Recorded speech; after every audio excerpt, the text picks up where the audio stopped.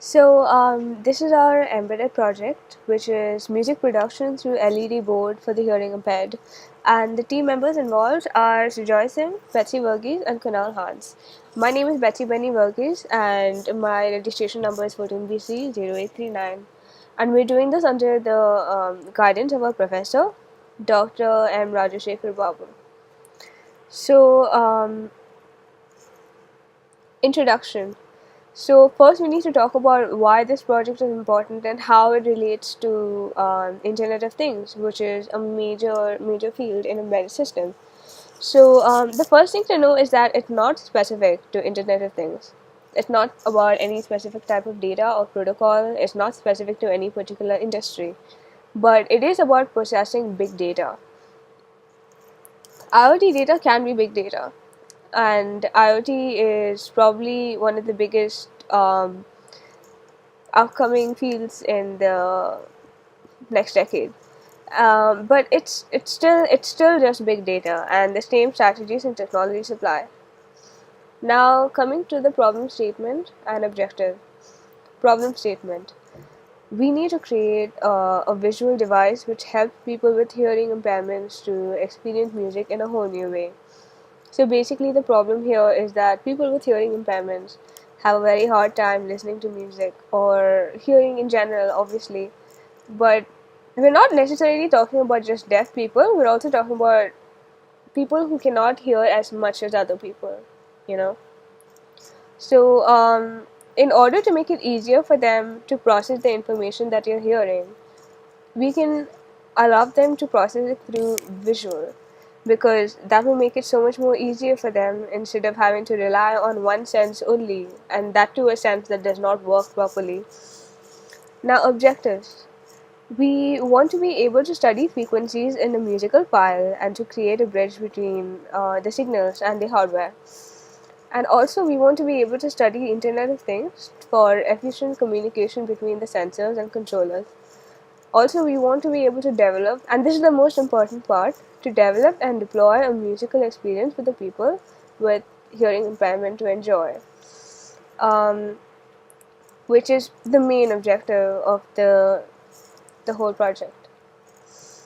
So now we come to the important part, which is feasibility analysis, because we want to know how easy it is or how possible it is to create this and how useful it would be. So the first thing is that it's an extremely portable and easy to use device, and the user only has to look at it and feel the vibrations on the palm of their hands. So basically, they just have to look at it to see the levels of the music, and if there's bass, they'll be able to feel the vibrations in their hands. And it only needs a power source to operate and nothing too complicated. And it doesn't need an external display. It doesn't need like a monitor or anything. It's just all one self-contained system.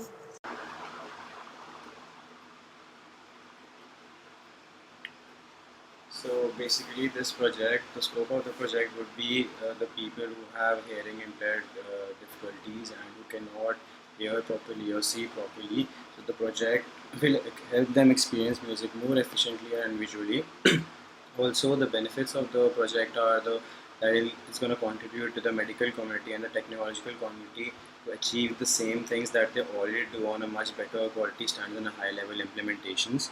And along with this, the students who are studying right now they will understand the interconnectivity of hardware and software and why it's the most important thing of any project that they're going to do in their life. The function The functional requirements in software engineering defines a function of a system or its component. A function is described as a set of inputs, the behavior and the outputs. The functional requirements can be anything. It can be calculations or technical details or some data manipulation things. For a project, the functional requirements is basically to visually aid the different frequencies of music so that the visually impaired person can actually have a differentiate between the different sounds.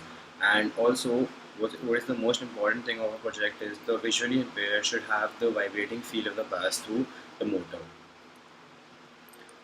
The non-functional requirements are basically the requirements which don't have direct effect on the project but are required to evaluate the project. For example, not exactly evaluate the project, but exactly the things which don't have a direct influence. But if we keep them in mind, a project would be a better one. Here, for our project, we shouldn't violate the actual quality of the music, and the second thing is the portability. The vibrating motor shouldn't be very far away from the visually impaired person.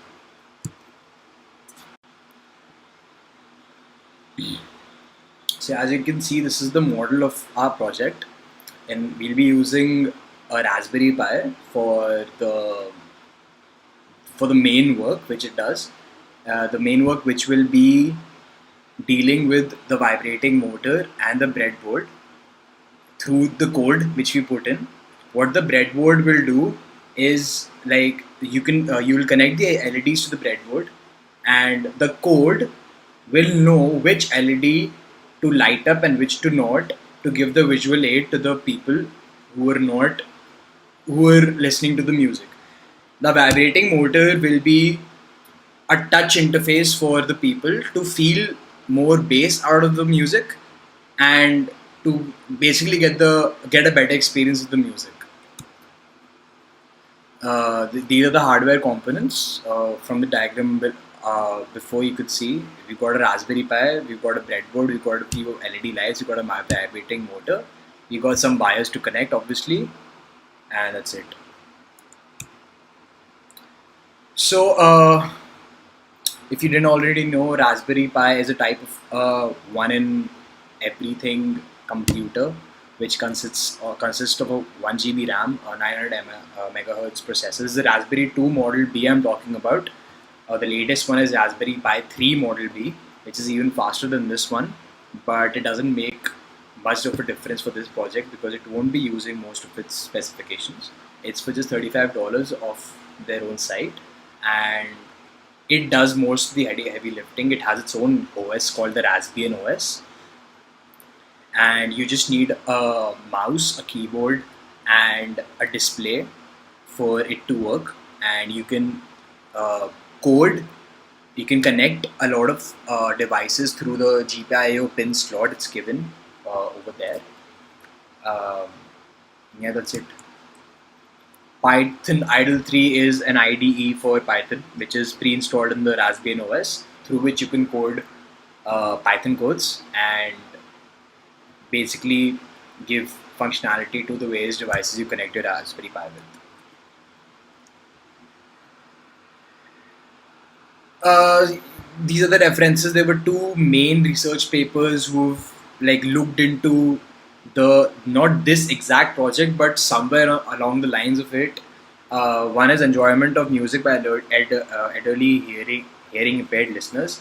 They not invented, they made a chair on which hearing impaired person sat and listened to music, and the whole chair was like an experience to them.